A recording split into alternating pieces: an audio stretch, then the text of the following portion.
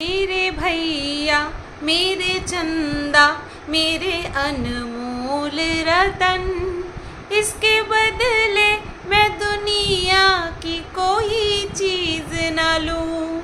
Please ভুল ত্রুটি মার্জনীয়, লাস্টের লাইনটার সুর যে উল্টো পাল্টা হয়ে গেছে সেটা কিন্তু আমি বেশ ভালো মতনই জানি। হ্যালো বন্ধুরা, কেমন আছো সবাই? আশা করছি তোমরা সবাই ভালো আছো আর আমিও ভালো আছি। লজ্জা করে না ছোটো লোক বেহায়া অসভ্য মেয়ে ছেলে? লজ্জা করে না? সরি, আমি এই ল্যাঙ্গুয়েজগুলি কিন্তু দেওয়া আমার ভিডিওতে একদমই বন্ধ করে দিয়েছি। কিন্তু এই মানে এই যে ছোটো লোক অসভ্য বেহায়া মেয়ে ছেলে, এইটা আমি এই কোটেশনের মধ্যে রাখলাম। সেটা কে বলেছে? ওয়াও, সেটা বলেছে প্রীতম। কাকে বলেছে?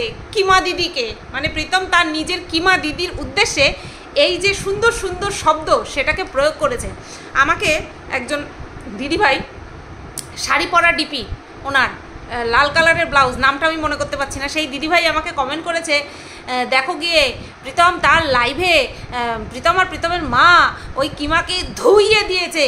তা আমি গিয়ে দেখলাম, হ্যাঁ আমি তো স্পিড বাড়িয়ে দিয়ে দেখি, আর ঠটর ঠটর ঠটর করে মানে প্রীতম বলেই যাচ্ছে কিমাকে। ওহ, দিলটা খুশ হয়ে গেল, দিলটা খুশ হয়ে গেল যে এতদিন আমার ছবি, আমার শুধু ওর ছবি বিক্রি করেনি কিমা, শুধু ওর ছবি বিক্রি করেনি, প্রীতম যেই লাইভ করতো দিনের পর দিন, সেই লাইভের থেকে কিছু অংশ তুলে তুলে নিয়ে এই কিমা তার ভিডিওতে দিয়ে ওই যে ওর যে কিমার থট, ওই চ্যানেলটাকে ও দাঁড় করিয়েছে। ঠিক আছে, ওর চ্যানেলটাকে ও প্রীতমের লাইভ দিয়ে দাঁড় করিয়েছে, প্লাস হচ্ছে প্রীতমের ফেস দেখিয়ে অর্থাৎ ছবি দেখিয়ে এখন বর্তমানে রিমির ছবি দেখিয়ে হচ্ছে কিমা তার চ্যানেল চালাচ্ছে। বলছে এতদিন আমাকে ডাইরেক্ট বিক্রি করে হয়নি, হ্যাঁ মানে ডাইরেক্ট বিক্রি করে হয়নি, এখন আমাকে গালাগালি দিয়ে বিক্রি করছে। এখানটায় প্রীতম একটা ভালো কথা বলেছে যে যাকে তুই ঘৃণা করবি, যাকে তুমি ঘৃণা করবে, তাকে একটা দিন মন প্রাণ খুলে গালিগালাজ দাও। ডেলি কেন? সংসারের কাজকর্ম নেই, সব মিলে এক জায়গায় বসে ঘন্টার পর ঘন্টা লাইভ করছে। ওহ, যা লেগেছে না, যা লেগেছে কথাগুলো। মানে প্রীতমকে আমি এমনি কোনো দিক থেকেই ভালো বলি না, ঠিক আছে, কোনো দিক থেকে ভালো বলি না প্রীতমকে, না প্রীতম, না দিশানি, না রিমি, কেউ ভালো না, আর না ওদের পরিবারের লোকজন ভালো। তবে হ্যাঁ, প্রীতমের লাইভ চলাকালীন দেখলাম প্রীতমের মা পেছন থেকে বলছে যে কোনো রকম কোনো ব্যাড ল্যাঙ্গুয়েজ ইউজ করতে না। এই ধরনের শাসনগুলো যদি প্রথম থেকে করতো প্রীতমের মা, প্রীতমকে যদি করতো, তাহলে 17 বছর বয়সে এত বড় জীবনের একটা ভুল ডিসিশন নিত না। ও ভাবছে যে পয়সা ইনকাম করছি তার মানে সব কিছু ঠিক আছে, সব ঠিক আছে, কিন্তু এগুলো ভবিষ্যতে দেখতে পাবে। পয়সায় যে সব কিছু না, সবাই যে আরমান মল্লিক হতে পারে না, সবাই যে দুটো বউ নিয়ে একসঙ্গে থাকতে পারে না, তার জলজ্যান্ত উদাহরণ কিন্তু প্রীতম। ঠিক আছে, এটা সম্ভব নয়, এটা সম্ভব নয়। ওই দুই বউয়ের মধ্যে, ওই পায়েল আর পূজা মনে হয় আরমান মল্লিকের দুই বউ, ওদের মধ্যে বিশাল আন্ডারস্ট্যান্ডিং, ওদের মধ্যে, আর ওরা নোংরামও করেনি। ওরা এইভাবে ক্যামেরা খুলে একজন আরেকজনের পরিবারকে তুলোধনা করেনি, নোংরা গালিগালাজ দেয়নি। ওদের মধ্যে আন্ডারস্ট্যান্ডিং লেভেলটাই হচ্ছে একটা, সেটা হচ্ছে আমরা দুজনই আরমানকে ভালোবাসি, আর আমাদের পয়সাটা হচ্ছে মেন মোটো, পয়সা ইনকাম করা হচ্ছে মেন মোটো। সেখানে ওরা আন্ডারস্ট্যান্ডিং দেখিয়েছে, তিনজনের মধ্যে যে সম্পর্ক সেটার মধ্যে আন্ডারস্ট্যান্ডিং দেখিয়ে মানুষের ভালোবাসা অর্জন করেছে, পয়সা উপার্জন করেছে। কিন্তু সবার দ্বারা সেটা সম্ভব নয়। নিজের ভালোবাসাকে ভাগ করা অন্যের সাথে, সেটা সবার কম্য নয়। এই কম্য যে করে দেখাতে পারবে, সে ওই রকম 15 কোটি টাকার ভিলা খাড়া করে দিতে পারবে। মানে আরমান মল্লিকের দুই বউ সেদিন ইন্ট্রোডিউস করছিল, প্রি হোলি পার্টি রেখেছিল, দেখছিলাম 15 কোটি টাকার ভিলা তৈরি করেছে।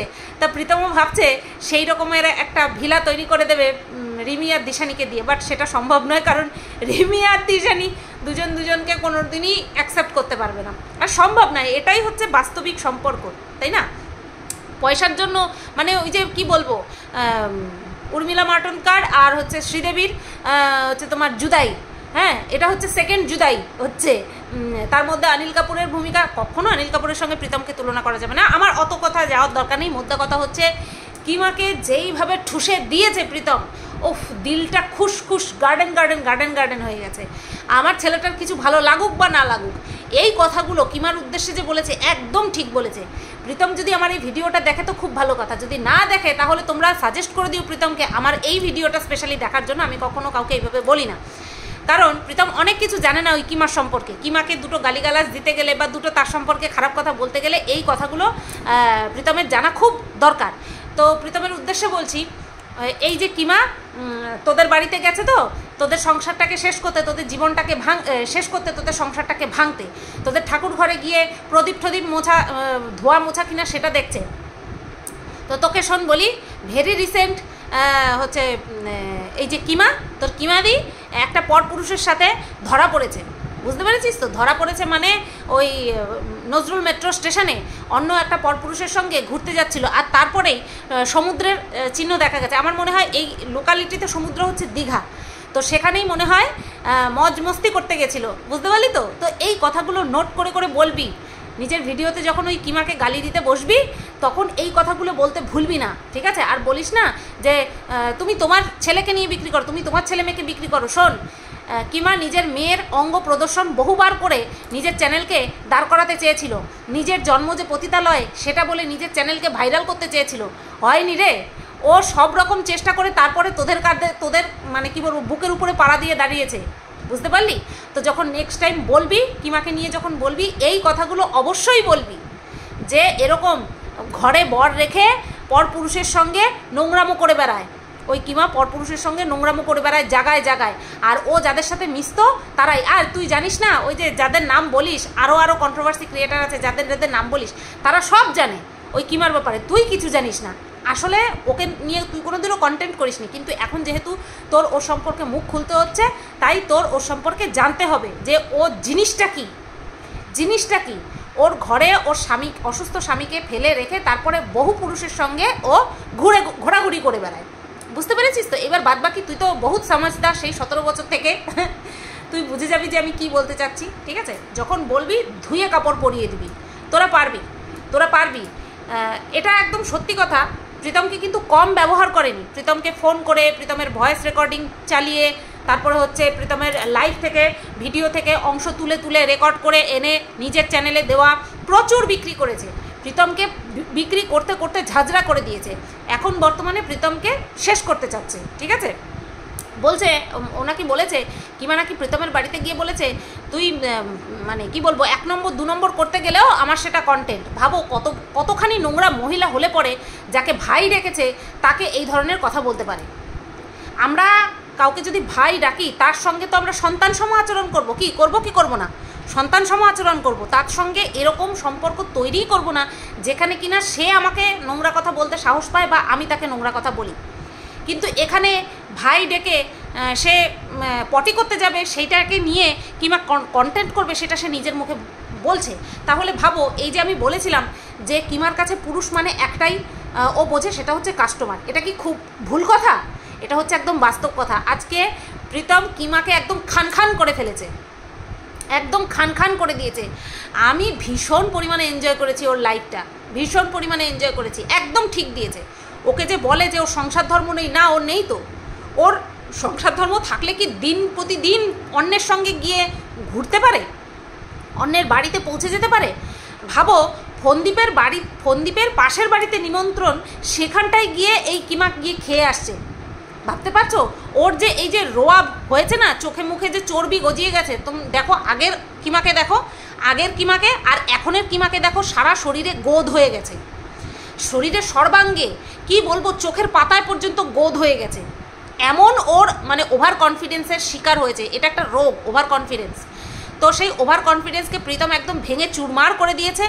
তো ছোটে মিয়া তো বুঝে গেছে, বড়ে মিয়া কবে বুঝবে? বড়ে মিয়া অর্থাৎ আমি ফন্দীপের কথা বলছি।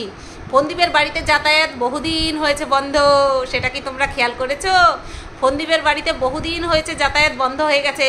ফন্দীপকে নিয়ে ভাই করা কিন্তু অনেকটা কমে গেছে। যদিও আবার আমার এই ভিডিও দেখার পরে পুনরায় আবার ফন্দীপকে ভাই করতে বসে, কিন্তু যেটা ন্যাচারাল, যেটা নর্মাল হচ্ছে, আমি সেটাই কিন্তু বলছি। বহুদিন হয়ে গেছে। লাস্ট ওই যে আলমারিটা দিতে গেছিলো, সেটাও একদম সবার অলক্ষ্যে ওইটুকুই। আর কিন্তু ওই কচু খাওয়া বন্ধ হয়ে গেছে, বুঝতে পারলে তো? সবাই ওর আসল রূপটা বুঝতে পেরে গেছে, প্রত্যেকে বুঝতে পেরে গেছে। প্রীতম মুখ খুলেছে, ফন্দীপ হয়তো ভদ্রতার খাতিরে মুখ খুলবে না। হ্যাঁ, ফন্দীপ ভদ্রতার খাতিরে মুখ খুলবে না। বারে মিয়া তো বারে মিয়া, ছোট মিয়া সুবহানাল্লাহ। তো ছোট ভাই বুঝে গেছে। এইবার বাকি রইল বড় ভাইয়ের বোঝা। সত্যি বলছি, ব্লগার ভালো হোক খারাপ হোক দেখার দরকার নেই। ভিডিও ঘরে বসে যতটুকু ভিডিও টু ভিডিও, এখানে তো এরকমটা না যে ভেতর থেকে ইনফরমেশান এনে চালনা করার বিষয়, এটা তো সেই জায়গা না। কন্ট্রোভার্সি হবে প্রত্যেকের সামনে যেটা রয়েছে সেটা নিয়ে হবে কন্ট্রোভার্সি। তা এটা তো হয়ে গেল কি বলবো স্টিং অপারেশন, তাহলে তো স্টিং অপারেশন হয়ে গেল, তাই না? ওই যে বাংলাদেশের চিচিআইডি বাহিনী, ঠিক আছে? তো সেই বিষয়ে আসছি, পরে আসছি। তো সেটাই বলছি আর কি, ছোটো ভাই বুঝতে পেরে গেছে যে এই কিমা কতখানি ভয়ানক, আর বড় ভাই কিমাকে একদম নিংড়ে নিয়েছে। কিমার কাছ থেকে যতটুকু নেওয়ার নিয়েছে। আমরা সবাই ভাবছি যে ফন্দীপ ফেসে গেছে কিমার মানে এন্ট্রিতে, কিমা জাকিয়ে বসবে ফন্দীপের বাড়িতে।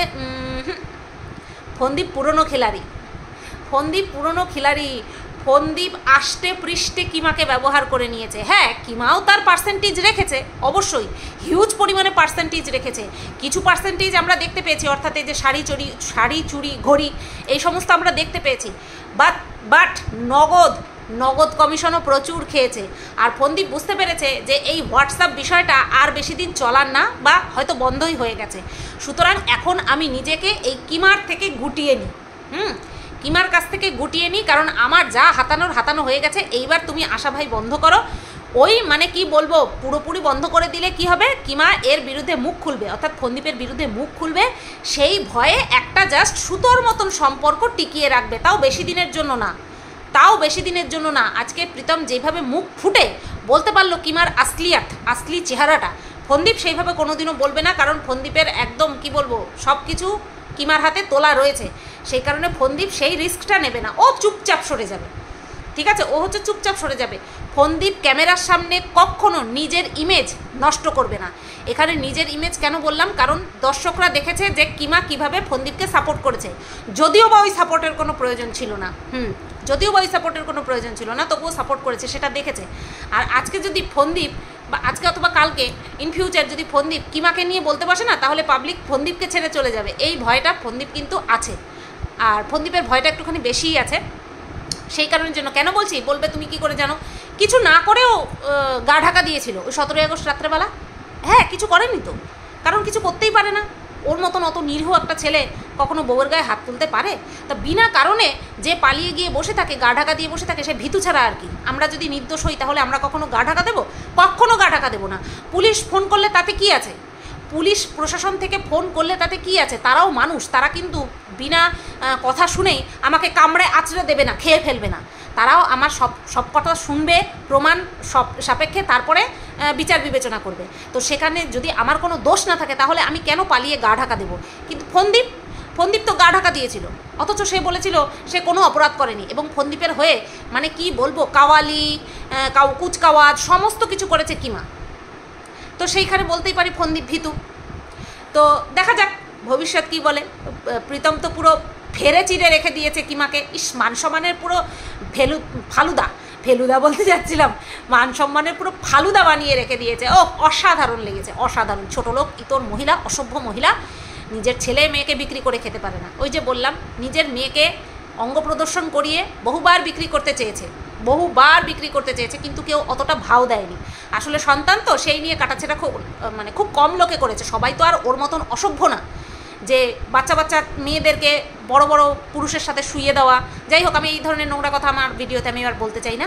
তো ওর মতন তো সবাই জঘন্য না, তাই সবাই বলতে পারেনি। বাট এটা হচ্ছে সত্যিকারের ঘটনা।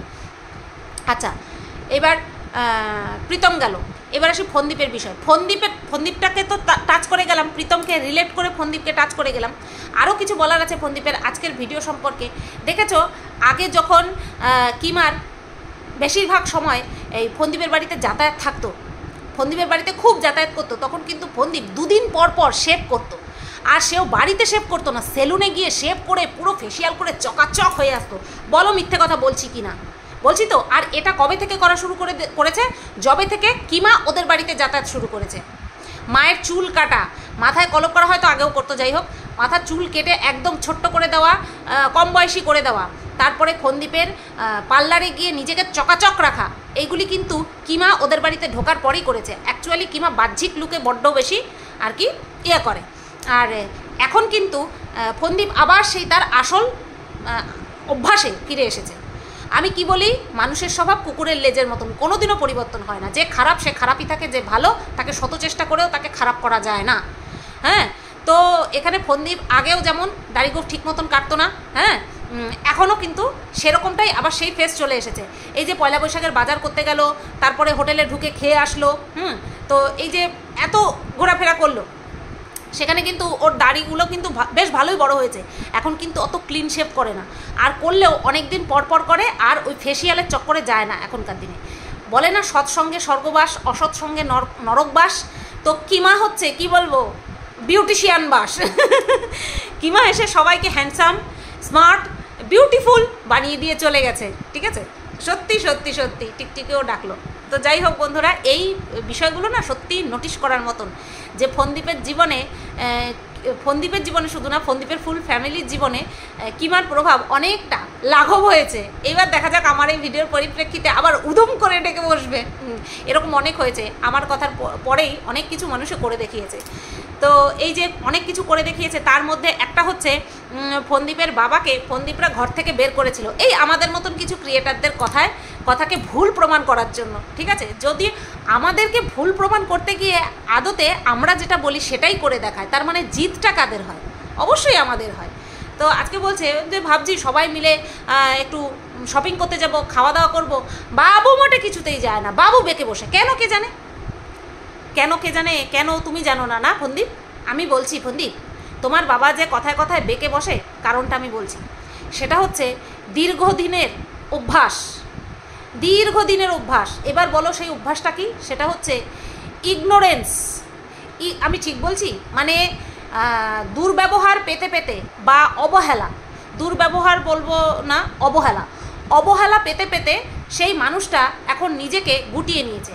একটা বন্য জন্তুকে তুমি যদি বছরের পর বছর খাঁচায় রেখে দাও না, বা পাখিকে দেখবা খাঁচার মধ্যে রেখে দিলে সে একটা সময় না ওরা ভুলে যায়, তার যে ডানা আছে সে যে উড়তে পারে সেটা সে ভুলে যায়। তোমার বাবার পরিস্থিতি হয়েছে ঠিক সেরকমটাই। দীর্ঘদিন সে এতটাই অবহেলার মধ্যে ছিল যে এখন তার আর বেরোতে ভালো লাগে না, তার সেই বন্দি দশাটাই তার কাছে প্রিয় হয়ে দাঁড়িয়েছে। আমি যেই কথাটা বললাম তোমার মনে ফুল দমে সায় দেবে, কিন্তু প্রকাশ করতে পারবে না। এটাই হচ্ছে তোমার বাবার বেঁকে বসার একমাত্র কারণ। যেখানেই যাবে সেখানেই তোমরা যাবে, তোমার বাবাকে নেবে না। সবচেয়ে বড় কথা হলো, লোকটার শাশুড়ি মারা গেল, লোকটা গেল না, যেটাকে আমি বলেছিলাম ভীষণ পরিমাণে অসামাজিক আচরণ।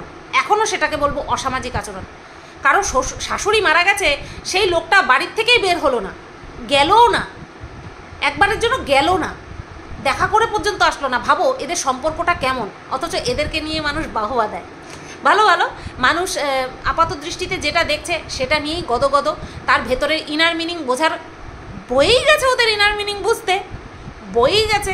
হ্যাঁ, তো এই হচ্ছে বিষয়। তারপরে এসে ওই এসিতে, আরে গ্রাম্য ছেলে, #গ্রাম্য ছেলে, বাইরে এসি গাড়ি করে চড়ে, তারপরে সামান্য একটুখানি গরমে কাবু হয়ে গিয়ে এসি চালিয়ে বসে, তারপরে আবার কম্বল গায়ে দিয়ে বসে, তারপরে একটা থাম্বনেল দিয়ে বলে দেখো কি হাল হলো আমার। এবার সবাই ছুটে গেছে, কী হয়েছে, আমাদের পেয়ারের ফন্দীপের কী হয়েছে, নাকি অতিরিক্ত গরম সহ্য করতে না পেরে ঘরে এসে এসি চালিয়ে, হ্যাঁ, তারপরে ঠান্ডা লেগে গেছে, তারপরে হচ্ছে কাঁথাটা গায়ে দিয়েছে। থাম্বনেলে একদম কি বলবো, কাপাকাপি থাম্বনেল, কাপাকাপি টাইটেল, যাতে করে লোকে এসে দেখতে বাধ্য হয়, এমন টাইটেল আর থাম্বনেল। তো বহুত মানে কি বলবো, অপেক্ষা করে আছি, জানি না এই অপেক্ষার অবসান কবে ঘটবে। যেভাবে প্রীতম চিরফার করেছে সেইভাবে ফন্দীপ চিরফার করবে না, ফন্দীপের অত ক্ষমতা নেই চিরফার করার। বাট ফন্দীপের সঙ্গে কথাবার্তা আছে কিনা সেটা তো আমাদের পক্ষে জানা সম্ভব নয়, অসম্ভব ব্যাপার। কিন্তু যে তোমার হচ্ছে, আরে এটাকে কি বলে, অন ক্যামেরা, এক সময় এক একটা কথা অন ক্যামেরা যে তাদের যোগাযোগ বহুত কমে গেছে, সেটা কিন্তু আমরা জানি, বুঝতে পারছি। হ্যাঁ, টিনা ভিডিও দিলে কিমার এই চ্যানেলে, মানে এই যে যেই চ্যানেলটা ফন্দীপের ঘাড়ের উপর দাঁড়িয়ে 50,000 করে নিল, 54,000, সেই চ্যানেলে ভিডিও আসে। টিনা যদি একটুখানি মানে কি বলবো নিঃশ্বাস ফেলে একটা ছাড়ে, তাহলে ওই চ্যানেলে কিমার ভিডিও আসে, নতুবা কিমার ভিডিও আসে না। এই চ্যানেলটা কিমার পুরোটাই চলছে ফন্দীপ আর টিনার উপরে কেন্দ্র করে, সবচেয়ে বেশি বলা চলে টিনার উপরে কেন্দ্র করে। আমি যেমন আমার এই একটা চ্যানেলে যাকে ইচ্ছা তাকে নিয়ে কন্ট্রোভার্সি করি, যাকে প্রয়োজন পড়ে তাকে নিয়ে কন্ট্রোভার্সি করি। কিমার কিন্তু সেটা না, কিমার এই চ্যানেলটা চলছেই কিন্তু একমাত্র ওই টিনার জন্য, একমাত্র ওই টিনার জন্যই চলছে। টিনা আর টিনার বয়ফ্রেন্ড এদের জন্যই চলছে। অন্য বিষয় নিয়ে ভিডিও করুক, অন্য বিষয় নিয়ে ভুলেও ভিডিও করে না। বুঝতে পেরেছো তো কেন? কারণ এই ফন্দীপের বাড়িতে গিয়ে একমাত্র ফন্দীপের দর্শকদেরকেই হাত করেছে, টিনার বিপক্ষে বলে বলে একমাত্র ফন্দীপের দর্শকদেরকেই হাত করেছে, আর কোনো কন্টেন্টের দর্শকদেরকে হাত করতে পারেনি। আজকে প্রীতম বলছে যে বুঝবে বুঝবে, ফন্দীপের কথা বলছে, একদিন ও বুঝবে যে এ কী জিনিস বুঝবে। আমার বাড়িতে এসে আমাকে থ্রেট দিচ্ছে, আমার বাড়িতে এসে আমাকে থ্রেট দিচ্ছে। অ্যাকচুয়ালি আজকে তো সব মানে ওই লাইভটাতে পুরোটা ক্লিয়ার হয়ে গেল।